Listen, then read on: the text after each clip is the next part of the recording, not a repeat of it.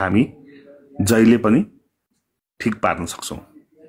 So के छ भने उले मलाई जहाँसम्म लास्ट हेडलाइन याद छ कि दिपेन्द्र अग्रवाल दोषी भनेर प्रहरीद्वारा पुष्टि कि प्रहरी आज भोलि अदालत भयो पुष्टि गर्दै हिँडेछ रहा हुन्छ। अरे बदमासी गरेछ भने उठाएर लग न बाबा, के होइन शशाङ्क बाबु? एकदम दाइ, उनीहरूसँग त अधिकार छ नि दाइ, हैन? मैले बदमासी गरेको छु, माथि तल गरेको छु, मैले कसैलाई पिटाएको छु, मैले कसैलाई गाली दिएको छु, यिनीहरूले झुटो लेख्न मिल्ने, हामीले हाम्रो साथीभाइसँग बोल्न पनि नमिल्ने, त्यस्तो पनि हुन्छ। यो छोटे राजाहरूको दादागिरी छ दाइ, अब के गर्ने दाइ, छोरो साझालाई गाह्रो छ दाइ। जब ठुलो राजालाई निकालिसके नेपाली जनताले भने छोटे राजाका त यस्तो बजाउँला नि कि टाइम मात्र अवस्था है, हैन? अरे टाइम त चलिरहेछ हाम्रो टाइम। अब सोच्नुहोस् नि, उसले त बिचाराले 2टा आर्टिकल लेखेको छ अहिलेसम्म। मैले उसको माथि 50 वटा लेखिसकेँ, 50 पल्ट बोलिसकेँ। उसलाई पाउँदा 5 जना हुँदैन, हामीलाई पाउँदा 1000 जना हुन्छन्। यी मात्र फरक छ यी छोटे राजाहरूको। त्यहीबाट जेलस भइराखन् के दाइ यिनीहरू, अझै जलाउनु पर्छ दाइ।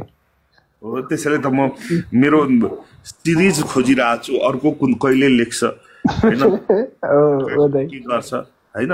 पत्रकारले भनेर हामी दोषी हुन्थ्यौं भने हैन, कतिजना अहिले फाँसी चढिसकेका हुन्थ्यो हैन। हो नि दाइ, एउटा कुरा हिक्कार होस् पत्रकारलाई, म भनेको I am a big bull, okay baby, I am a big bull भने नि आफूलाई, I am a big bull. साले त्यो पनि अपराध हो, अपराध हो। 10 चोटि भनिदिन्छौँ हामी यो कुरा। सबैले भनौँ, सबैले लेखौँ I am a big bull. हामी के बुल होइन, हामी सबै बुल हो। जो शेयर बजारमा छौँ, शेयर बजार नबढिकन कसैको फाइदा हुन्न, everybody is a big bull होइन? हो दाइ, हो एकदम। अनि त्यसको हेर्नु सबैले I am a big bull, we all are a big bull हैन? हो नि दाइ, आफ्नो ठाउँमा सबैजना बिगै त हो नि, सबैजना बिग बुल हो नि, हामी सबैजना बिग बुल हो यार हैन? अनि त्यसले पनि हैन, घरि हर्षद मेहता बनाउँछ सालेले, घरि के झुनझुनवाला। ए बाबा, म दिपेन्द्र अग्रवाल हो, दिपेन्द्र अग्रवाल बुझिस् न? हर्षद मेहता हो न झुनझुनवाला हैन? हर्षद मेहताले मिसयुटिलाइजेसन अफ द फन्ड गरेको थियो, त्यो पनि ब्याङ्कको गलत गैर कानुनी काम गरेर फसेको थियो। मैले आजसम्म गैर कानुनी एउटा पनि काम गरेको छु, मलाई हात लगा न, म बाँकी कुरा म गर्छु नि हैन? हामी त्यसै यहाँ बसेका छैनौँ नि हैन? यति यति यति यति बदमासी तिमीहरूको चल्थ्यो भने तिमीहरूले त देश बेचेर खाइदिन्थ्यो है। So we all are a big bull है। म फेरि फोटो राख्छु भगवान रामको, यिनीहरूले फोटो यिनीहरूलाई मन परेन कि यिनीहरूलाई रावणकै फोटो चाहिन्छ सालेहरूलाई हैन? गजब भयो यार। हो, अलरेडी देश त बेचिसके, तर अब जनता पनि बेचिहाल्छन् के। 2-4 जनाले पोजिटिभ कुरा गर्छ, अरू सबै यो मामा काका उतानोहरूले मार्केट झार्ने कुरा गर्छ। जति राम्रा मान्छे छन् भगाइदिए, धपाइदिए बिचाराहरूलाई।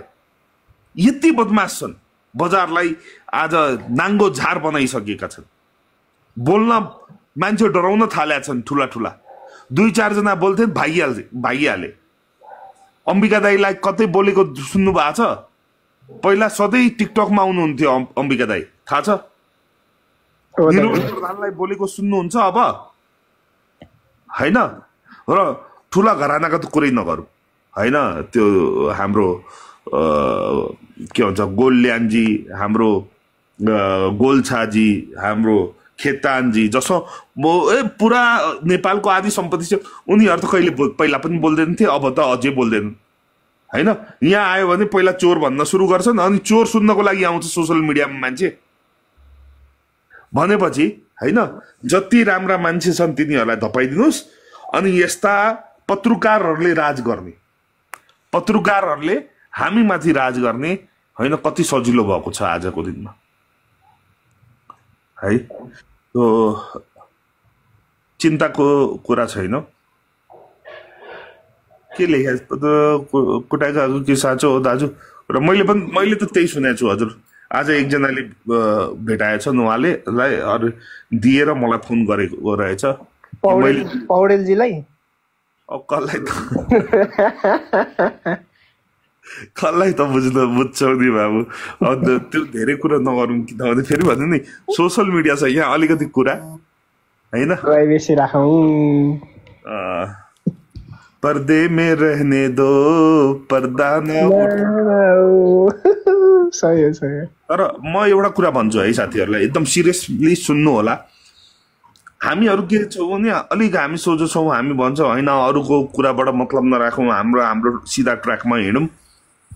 तर म तपाईँहरूलाई एउटा कुरा आज आग्रह गर्छु कि यो काका मामा उतानो यताउता यिनीहरूले जुन बदमासी गरिरहेछन् नि यिनीहरूको कहिलेकाहीँ लाइभमा भेटाउँदा राम्रै दिनु पर्यो। अति भइसक्यो कि होइन। किनभने यिनीहरूले के गर्यो भने हामी सोझो भयौँ। हम थोड़े शरीफ क्या हो गए पूरी दुनिया बदमाश हो गए भन्ने कुरा हो। वाह वाह वाह वाह वाह भन्दै मैले हजुर ठिक कुरा गर्नुभयो। वाह वाह मान्छेहरूले यो बुझ्दैन नि यार। मैले ठुलोको झाक्रो झारेको छु। म के सोच्छु भने म ठुलो भइसकेँ, म मेच्योर हुनुपर्छ, म रिसाउनु हुन्न, म अलिकति आफूलाई कुल डाउन राख्नुपर्छ। अरू साथीहरूलाई पनि एउटा राम्रो बिहेभियर राम्रो चरित्र कसरी राख्ने भनेर सिकाउँछु भनेपछि होइन यिनीहरूले त मलाई नै टार्गेट गर्न थालेछ। यसमा दम रहेछ यसले के गर्न सक्दैन। ए बाबा हात्ती मर्दा पनि 1.25 लाखको हुन्छ। यो भुसिया कुकुर जिउँदो पनि 1 रुपियाँको हुन्न। कहाँबाट आउँछ दाइ यस्तो डाइलग हजुरलाई? अरे डाइलग त मैले हाने भने मान्छेहरूले घमण्डी सोच्ला भनेर नहानेको डाइलग त हामीले मान्छे राम्रो मान्छेलाई रुवाएका छौँ कि उभिएर कुट के भर्या छ दाइ होइन? कुट के भर्या छ। यो त नेचुरल इन्स्टिङ्क्ट हो के थिच्नु पर्दो रहेछ के गर्ने के होइन।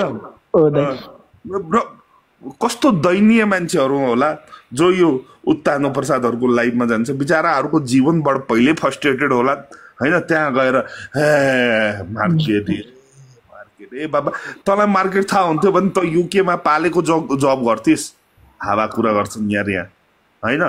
अनि मलाई हेर्नुहोस् फेरि मैले भने जसले चाहे पत्रकारले ब्ल्याकमेल गरोस् वा कुनै लगानीकर्ताले ब्ल्याकमेल गरोस्, लगानीकर्ताहरूलाई यो फोनमा फोन आउँछ म ब्लक गर्छु, यिनीहरूलाई पनि ब्लक गर्छु, उनीहरूलाई पनि गर्छु। सबैको लागि मेरो समान व्यवहार छ होइन। फोनमा सेयरको कुरा इन्टरटेन गरिन्न। यदि म फोनमा तपाईँहरूलाई सेयरको कुरा इन्टरटेन गर्छु भने अहिले लाइभ बस्नै सक्दिनँ, तपाईँहरूसँग गफ गर्नै सक्छु भन्नुहोस् त? सकिँदैन दाइ सकिँदैन। सो सबैको लागि बराबर हुनु पर्यो। र आज शशाङ्क बाबु सबै नयाँ मान्छेहरूलाई लिनु होला, कोसिस गर्नु होला जति नयाँ हुन्छ। र पुरानाहरूले आज छुट्टी लिनु होला ताकि हामीले नयाँ मान्छेहरूको कुरा सुन्न सकौँ है। हस् दाइ हस् ल। र अलिक फास्ट थ्याङ्क यू नवीनजी।